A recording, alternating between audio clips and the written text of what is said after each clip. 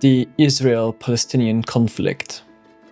It is so complex and emotionally charged that most of us try to avoid it. But if you're into history, it's a puzzle that's hard to resist. A story of empires, nationalism, and ancient claims that seem to cry out for a historical answer. The problem is, even the most dedicated students of history often build their understanding on a foundation of myths. Powerful, persuasive, and historically inaccurate stories that shape everything that we think that we know. What if I told you that the common belief that this is an ancient religious war raging for millennia between Jews and Muslims is fundamentally wrong? That the historical record actually points towards a much more recent and totally different origin story. That's just one of the foundational myths that we're going to tackle. So let's get into the 5 most significant myths that you probably think are true, and see why the historical record proves them false. Myth 1. An ancient religious feud. The conflict is an ancient, eternal holy war. The story goes that Jews and Muslims have been locked in a religious struggle over the Holy Land for centuries. It's an easy narrative because it writes the whole thing off as an inevitable clash of ancient hatreds. This is simply not true. The modern Israeli-Palestinian conflict is a product of the late 19th and 20th centuries. At its heart, it's a clash between two competing nationalist movements, born from the collapse of the Ottoman Empire. For centuries under Ottoman rule, Jews, Christians and Muslims coexisted in the region with a degree of relative peace. Your identity was more local and religious than national. That all started to change with the rise of modern nationalism in Europe. Two movements emerged at roughly the same time. Zionism, which argued that the Jewish people were a nation deserving of a state in their ancestral homeland, and Arab nationalism, which sought independence from Ottoman and later European colonial rule. Palestinian nationalism then grew as its own distinct movement, partially in response to the Ottoman decline and partially in response to increasing Zionist immigration in the early 20th century. So the conflict isn't about the Quran versus the Torah. It's about land, sovereignty, and self-determination between two groups who see the very same territory as their national homeland. Framing it as an ancient religious feud ignores the modern and political forces that actually lit the fuse. Myth 2. The Jewish connection to the land. This claim is often used to frame the conflict in a very specific way. That Jewish people are foreign to the Middle East and have no legitimate historical tie to the land we now call Israel and Palestine. The argument basically says the Jewish connection is purely religious, not historical or ancestral. Archaeological and historical records tell a very different story. Long before the rise of Christianity or Islam, ancient Jewish kingdoms, specifically the kingdoms of Israel and Judah, were centered here.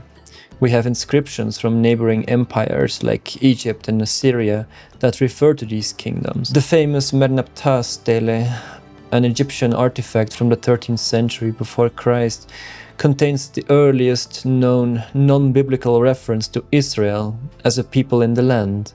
Despite that, and despite waves of exile, a Jewish presence has remained in the land continuously for thousands of years. Archaeologists have uncovered countless artifacts backing this up. They've found royal seals with the names of Judean kings mentioned in the Bible. An Aramaic inscription found at Tel Dan explicitly mentions the House of David, proving that the Davidic dynasty was recognized as a political reality by the 9th century before Christ. After the Romans crushed the final Jewish revolt in 135, they renamed the province from Judea to Syria Palestina, a move many historians believe was a deliberate attempt to erase the Jewish connection to the land. Despite that, and despite waves of exile, a Jewish presence has remained in the land for thousands of years. To deny this connection isn't just misreading history, it's denying mountains of historical evidence. Myth 3. Israel as a colonial project. This builds on the last myth, that the state of Israel is just a European settler colonial project, with no real roots in the Middle East. This narrative paints Zionism as another branch of European colonialism, and Jewish Israelis as foreign invaders. While modern political Zionism was definitely influenced by 19th century European ideas about nationalism, calling it a purely European project erases half of the story. A huge portion of Israel's Jewish population isn't of European descent at all. They are the Mizrahi and Sephardic Jews, the descendants of Jewish communities that had lived for centuries, sometimes millennia, in the Middle East and North Africa.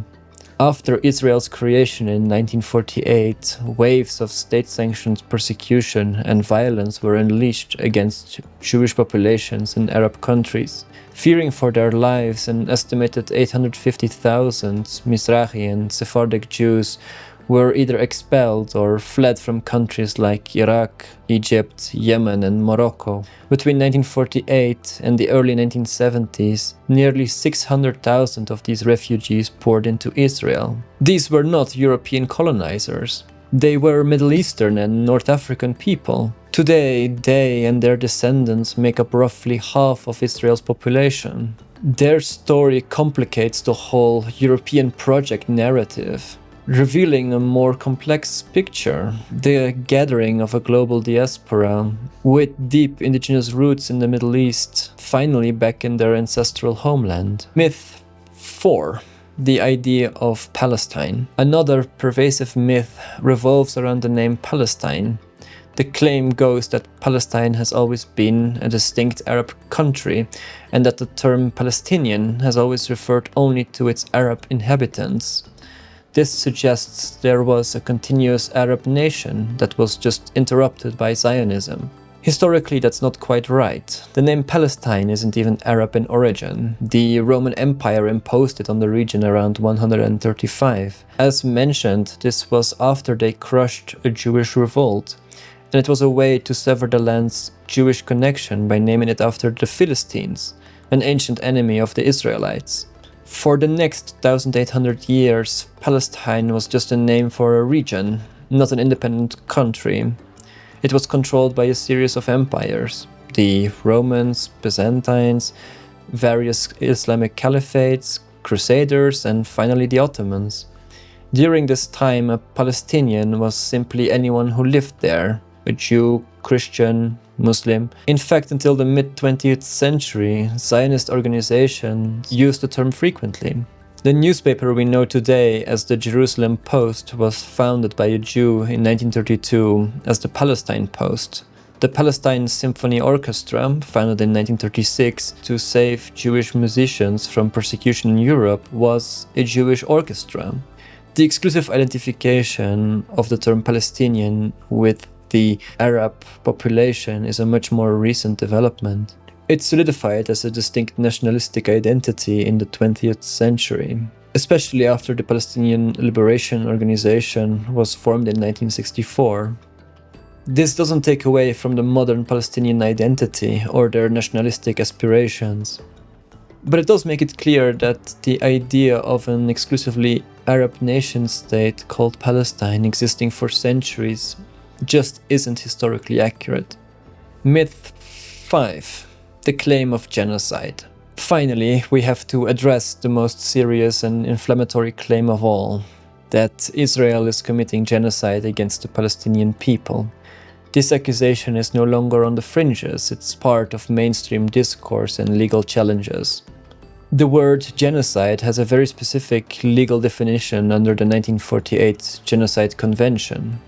To prove it, you have to show an intent to destroy, in whole or in part, a national, ethnical, racial, or religious group. While the conflict has caused immense suffering, death, and displacement for Palestinians, the legal question is whether it meets that incredibly high bar.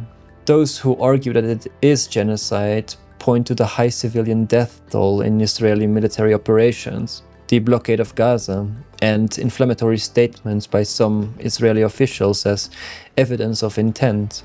However, other analysts and legal scholars point to crucial evidence that contradicts the claim. Critically, the Palestinian population has grown dramatically. In 1948, the Palestinian population worldwide was estimated at around 1.4 million. By 2023, estimates put that number at over 14.6 million, a tenfold increase. That demographic reality runs contrary to the intent to destroy a population, which is the core of the legal definition of genocide. Israel maintains that its military actions are aimed at Hamas, not the Palestinian people. Even with the devastating and tragic civilian casualties that occur, the debate over whether these actions constitute war crimes is a valid and necessary question. But as for genocide, the legal question is still very much contested. While many legal experts agree that the high bar of intent to destroy has not been met, the issue is being actively debated in international forums in 2025, and no international court has given a definitive ruling yet. Look, digging into these myths isn't about picking a side or saying one group's suffering matters less than another's. It's about clearing the fog. These narratives aren't just historical mistakes. They are weapons in an information war that make a very complex reality nearly impossible to grasp.